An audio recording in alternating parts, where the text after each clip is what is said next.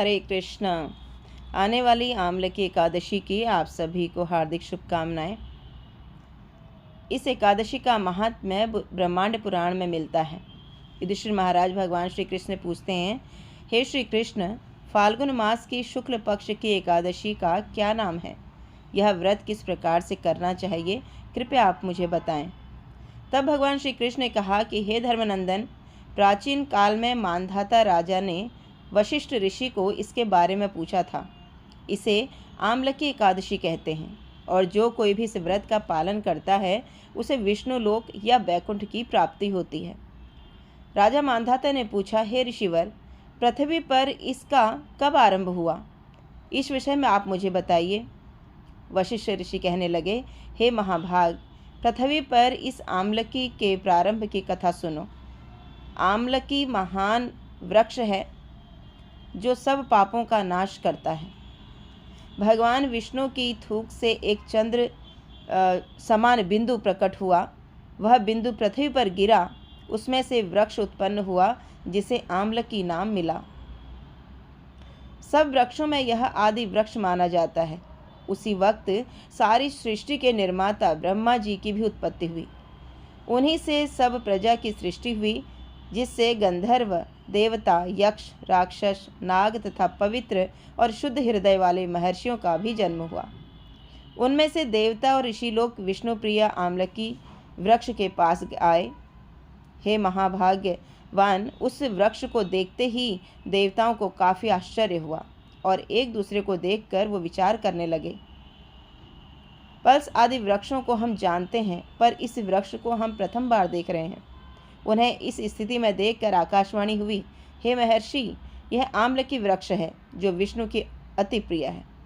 केवल इसके स्मरण से गोदान का पुण्य प्राप्त होता है और सब पापों को नाश करने वाला यह वैष्णव वृक्ष है। तस्या मूले स्थितो विष्णु दूर्धर्वश्च पितामह, स्कंधे च भगवान रुद्र संस्थितः परमेश्वरः।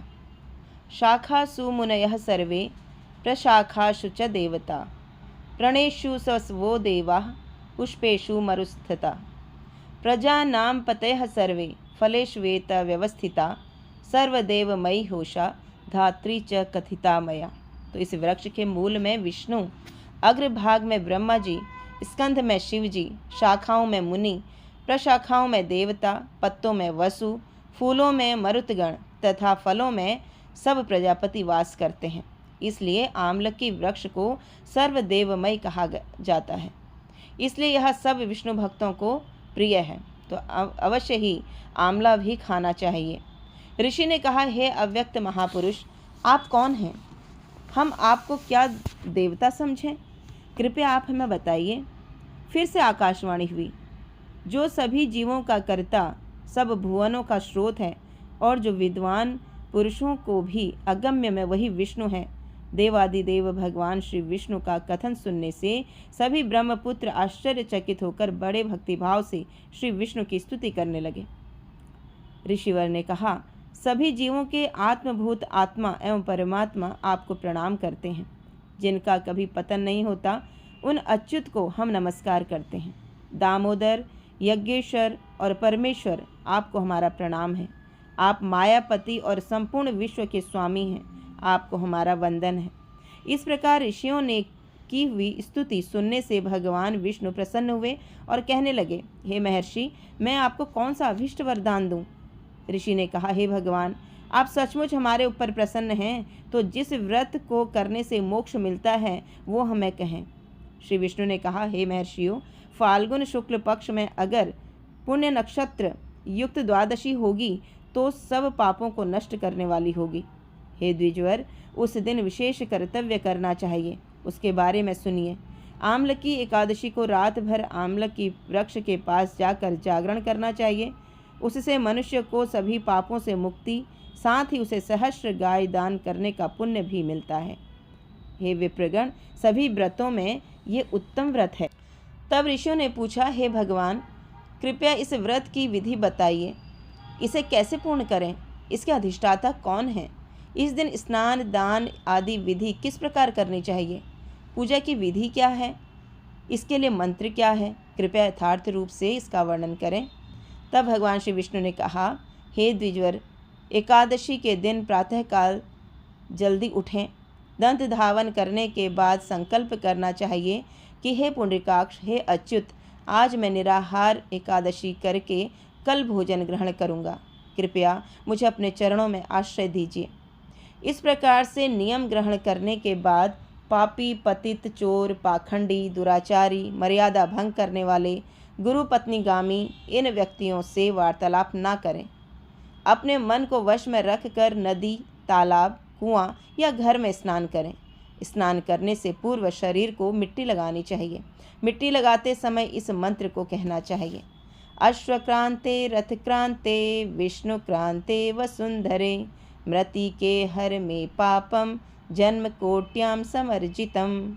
हे वसुंधरा, आपके ऊपर अश्व तथा रथों का चलना हमेशा सहन करती हैं। भगवान वामन देव ने भी अपने पैरों से आपको नापा है। हे मृतिके, मैंने करोड़ों जन्मों में अनेक पाप किए हैं। कृपया उन सभी पापों का आप हरण कर लीजिए। तो इस प्रकार से स्नान करना चाहिए।